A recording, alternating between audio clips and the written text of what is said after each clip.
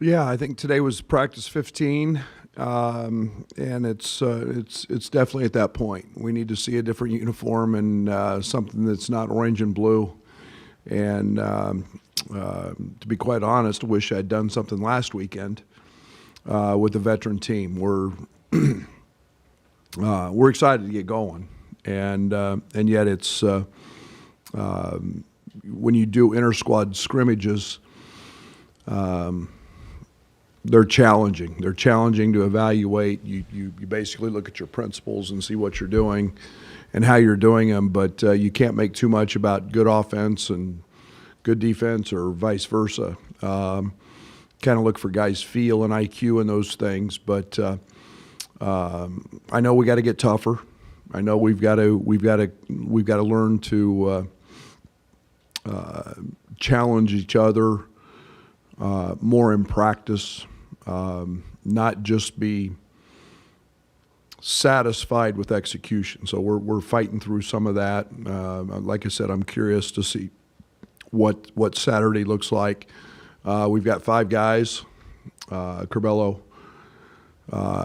Coleman, Brandon Lieb, 6 guys actually, and 3 freshmen that have never been in this building with the lights on and people in the stands. So it's one of the reasons I moved to 2 exhibition games, is to get those guys acclimated to that.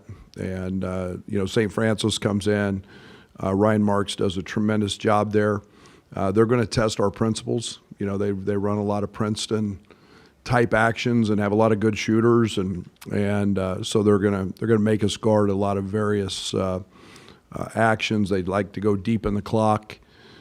So it'll be good for us, and we'll be, I hope ready to go and get this season started with some competitive spirit and competitive fire. Brad, the last time you were in this building with fans, you were playing Iowa on March 8th, 2020. What's going to be to have them back in? How much has your program changed since that moment? Well, it was obviously a great day. Not just the outcome, but when I took over at Illinois, I think one of the things that I remembered and I envisioned was that type of atmosphere, and that day was special. That day was electric. This building was one of the hardest places to play in the country that day, and since then, obviously, that was the end of that season, and we've had another season which we accomplished some very nice things, and I think that that's helped build off that game, a level of excitement. I feel great about where our brand is and how we're continuing to grow. We're not even close to where I want to be yet, but we're starting to get there. And there can be no let up, and I'm excited. Our fans are the best, and they're passionate, and I can't. We sold out Orange Crush tickets in less than 3 hours. They're phenomenal, and just the thought of getting 15,000 back in here excites me, and I'm looking forward to see how our guys react to that. Hey, Brad, any special connections to St. Francis or Indiana next week? No, I've known Ryan Marks for years. Got a lot of respect for him as a coach, and he's a guy that is, as a tactician, is excellent. And we just don't hear about him because he's not Division I level, but he's a tremendous ball coach. They're in state, and Indiana University out of Pennsylvania is a traditional tournament team at their level. They had a little shortened season last year. We set that game up, and actually Orlando and their coach were very, very close. So it just made sense. It's kind of be another opportunity to get in front of our fans. So, but I'm excited about this one. It's in state, be able to help them a little bit financially, and then get a great test for a team that runs a lot of actions. Brad, beyond maybe getting those 6 guys you talked about, just the experience of being here, just are there other advantages or disadvantages to going 2 exhibitions over some combination of that and like a scrimmage? Well, I think that you obviously simulate game-like situations. There's advantages for a scrimmage, no doubt. I mean, we could meet another high major team someplace and smack heads and go at it and have control of it. But I thought this year was just a great opportunity, and coming off of last season, and again, just wanting our fans to have an extra opportunity, wanting our fans to be able to see us as often as possible, and again, acclimate our guys. In a game like this, you get a chance to experiment with different lineup combinations. How many do you feel like you have with this group, given the depth and just the overall versatility? We're going to play a lot of guys. There's no doubt about that. I mean, everybody's, and I'm going to look at some different combinations, and I think that there's great opportunity to look at Coleman at the 5 and be able to do some pick and pop things with him, as well as him at the 4 spot. I think you can expect to see some bigger lineups and maybe some smaller lineups with the three little guys, as I call them. But we're gonna play everybody. Those freshmen need to get that experience and feel that adrenaline, and see what they can do. So it's a great learning opportunity for us as coaches to see what these guys do and how they react to the bright lights. What's maybe the potential impact of one more season with DeMonte, in this program? Just what more could he maybe add to it? About 2-3 weekends in late season would be really good. He's a culture guy. He's who we are. He and Trent are back for a reason, and it's one more opportunity for them to enhance their legacy here, enhance what they want to be remembered by, and again, they've been here since the onset, since it was rough. And, it's a proud moment for me as coach to see not just DeMonte, but Trent come back as well. So, DeMonte's, he's that jack of all trades guy. He's going to play on the perimeter. He's going to guard bigs, depending on lineups and how we settle in. So I'm excited. I need him to continue to be the great leader he is. Hey, Coach, obviously you feel pretty good about where you're at with Andre Curbelo at point guard, but in terms of other guys in that rotation, where are you at with a backup point guard? Trent, Hutch, we've been playing Brandon Pajemski there some. I feel like, DeMonte Williams has played it before. He knows everything that we do. He's a very, very good ball handler. So I think we've got a multitude of guys.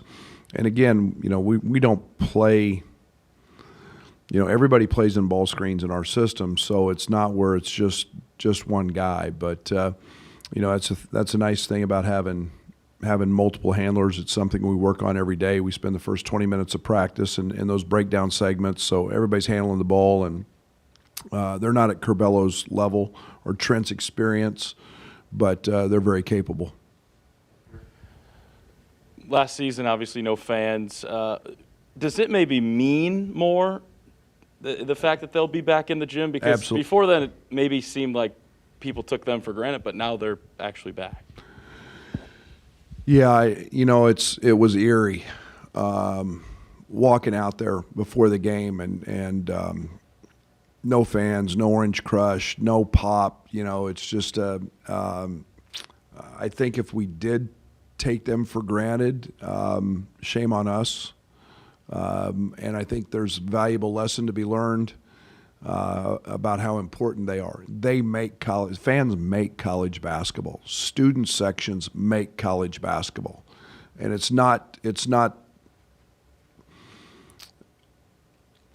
the same game. I'm proud of our athletes in the Big Ten. Everybody fought and competed at a really high level. But college basketball is as much about the name on the front of the jersey and that passion. Because it entices so many people to want to be a part of it, and it creates great memories. And the saddest thing about last year for me wasn't the end. It was not. It was the fact that our fans didn't get to enjoy that team. and see how much fun they had and how together they were, and see their personalities grow and develop. And man, this place would have been bonkers if the fans had been in here. So it's everything college sports is about, is that fan involvement. Brad, I think you told the fans after the practice, we'll learn how to guard eventually. What have you seen defensively? Because Trent said that's got to be the focus for your guys.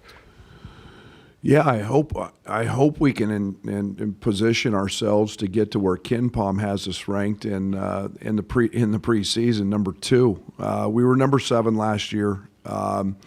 Again, we're not going to get there without a. We got to get tougher. We've just got to get tougher. Our being assignment sound, we'll grow into that. Will we make some mistakes early? Absolutely. But if we don't develop some toughness and grit and fight and get that beyond some of our veteran guys and some of our guys, then we're not going to reach that number.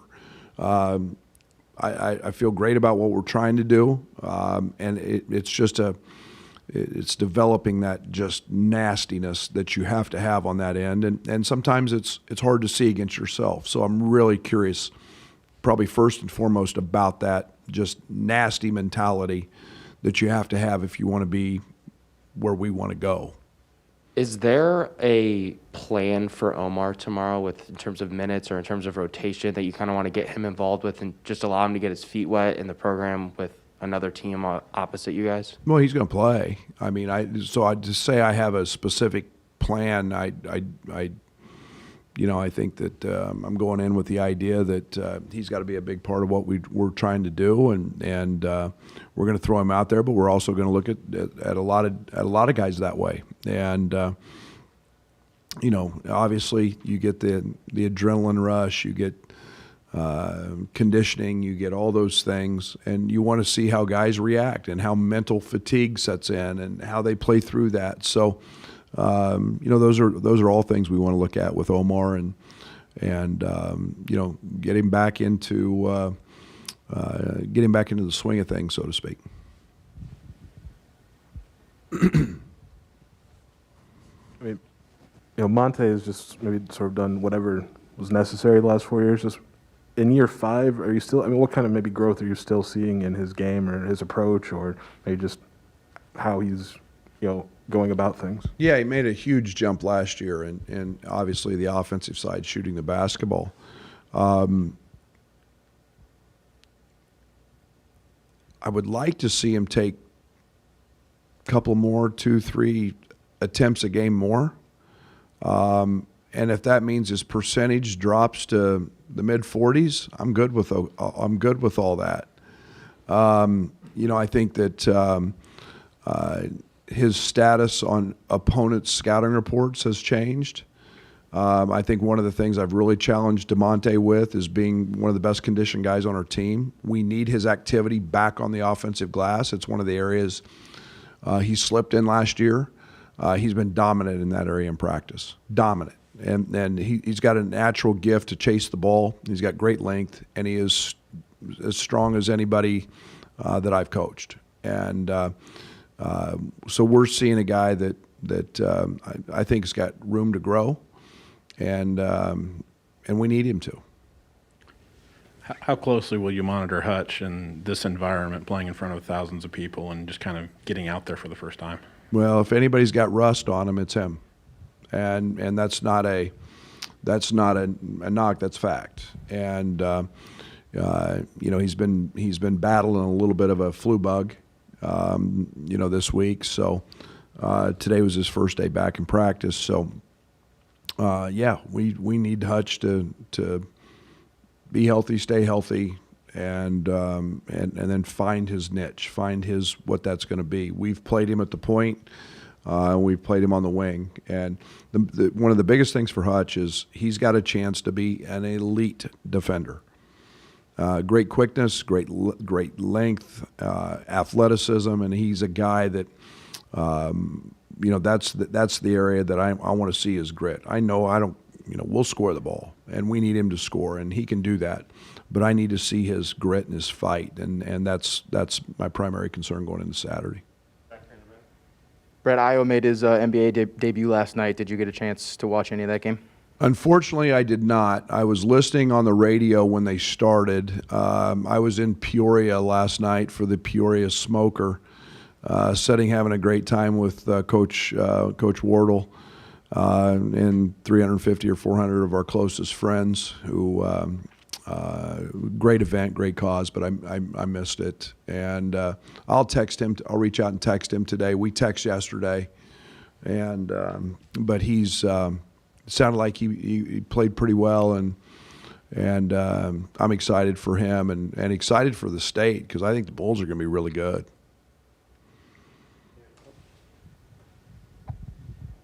Without giving away any secrets, can you do different things schematically with different lineups? Would that be something that you'd look to do based on smaller lineup? Or I know that Omar can guard maybe a little bit different than Kofi. Is that something that you guys are evaluating? Yeah, today was actually one of the first days we've done some different things.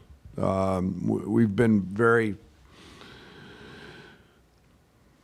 for lack of a better word, very blah in terms of just our fundamental base and trying to get guys to understand that. And I wanted to get to that point before I could start branching out too much. But yeah, I think so. I think, if we get Omar, we get Coleman, we've got some options on the defensive side. I think that, the three little guys together, give us a different punch on the offensive side. We've got a package in that we like with that, and then on the defensive side, we've just started, Derek, to make some of those changes. You got a player who led the country in dunks last year, and obviously fans weren't allowed to see that or weren't able to see that in person most of the time. And how do you be able to react to what could be his last season after not getting a chance to see another great player in IO, I guess, in his last season? Well, I hope they appreciate it. I know, Kofi's said this publicly. I think he's right on. I think he wants to truly be one of the greatest to ever wear the uniform. And I hope our fans appreciate that. I challenge him with that every single day. If you got to put in the time, you got to work. He's improved. He's in great shape. 79 dunks. I enjoyed watching all those. And I'd like to see that number continue to grow. And yet we've added some versatility in his game, and I think that's one of the things that I think will help our team as well, especially with the guards we have and what their skill set provides. So enjoy Kofi. He's a unique player. I think he's obviously a preseason player of the year candidate nationally, and I want people to understand what a great human being Kofi Coburn is, not just a great player. I mean, that young man never has a bad day. And he has a smile on his face. He is excited. He never complains. I mean, imagine a world if we had a bunch of guys people like Kofi who never complained. And he got mad at me today. He complained today that says I didn't compliment him on his sprinting up and down the court. And okay, but man, what a great kid. What a wonderful guy to coach. We wondered a lot what NIL was going to look like once it was implemented. You've had some guys that have been very active in that. How have they handled it now that you've seen them sign deals and just go through that process and still, balance the basketball and the business part of it? Now it's getting ready to get hard. So far it's been great. So far it's been really good. And now most young people have a very hard time with distractions or other things. And it's very hard to focus on and keep things very simple in school, basketball, and not letting that become a distraction is something that I'm in tune with, and helping them manage their time, and having that understanding that hey, we got to go win a game and we got to be good in practice and all those things. But it's been fabulous to this point, And I think now's when we really get our antennas up, so to speak, as to what's going on in those areas, because time management is something that we're obviously monitoring the most with these young guys.